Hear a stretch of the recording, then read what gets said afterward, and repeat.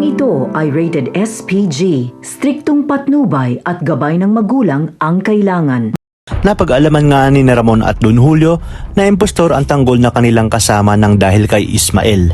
Sa kabilang banda, talagang nagliliyab sa galit itong si Tanggol matapos niyang malaman ang ginawa ni Rigor sa kanyang lola Tinding. Ayon kay Tanggol, hindi dahilan ang nakita ng kanyang lola Tinding para saktan siya nito. At isa pa umano, alam niyang nagsasabi ng totoo ang kanyang lola Tinding tungkol kay Rigor at kay Lena dahil hindi umano gagawa ng kwento si Tinding para lang masira itong si Rigor. Maya-maya pa nga nang lumapit na nga si Rigor kay Tanggol ay hindi nga napigilan ni Tanggol na magbitawan ng salita kay Rigor at kay Tess. Nagulat nga din itong si Rigor at Tess sa mga binitawang salita ni Tanggol.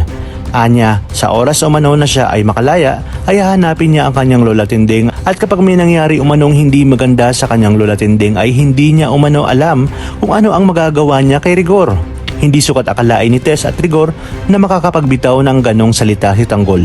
Sa isip nga ni Tess ay marahil na puno na ang kanyang anak na si Tanggol sa mga pinaggagawa ng kanyang hilaw na amang si Rigor. Sinabi nga ni Rigor na gawin umano ni Tanggol ang kanyang gusto dahil mas lalo lang siyang binibigyan ni Tanggol ng dahilan upang ibalik sa kulungan at tuluyan itong mabulok sa bilangguan. Samantala, pinakita naman ni Ramon sa lahat ng kanyang kamiting kung anong klaseng pinuno siya. Hindi kasi matanggap ni Ramon ang pagpapahiyang ginawa sa kanya ni Ismael.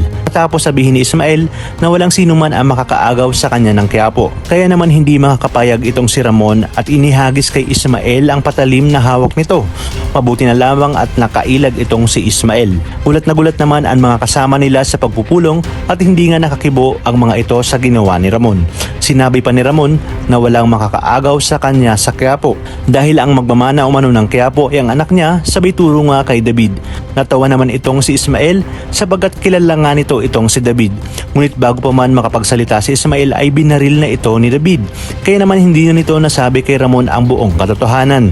Samantala hindi pa din nga matanggap ni Rigor na siya ay natalo labang kay Tanggol at malaking palaisipan nga kay Rigor kung sino umano ang tumutulong sa mga ito at papaanong napawalang bisa ang kanilang mga kaso ngayong mabigat ang mga kaso nito.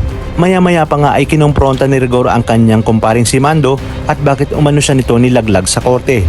Depensa nga ni Mando kay Rigor na nagkasabi lang siya ng totoo at walang kasinungalingan sa kanyang mga sinabi.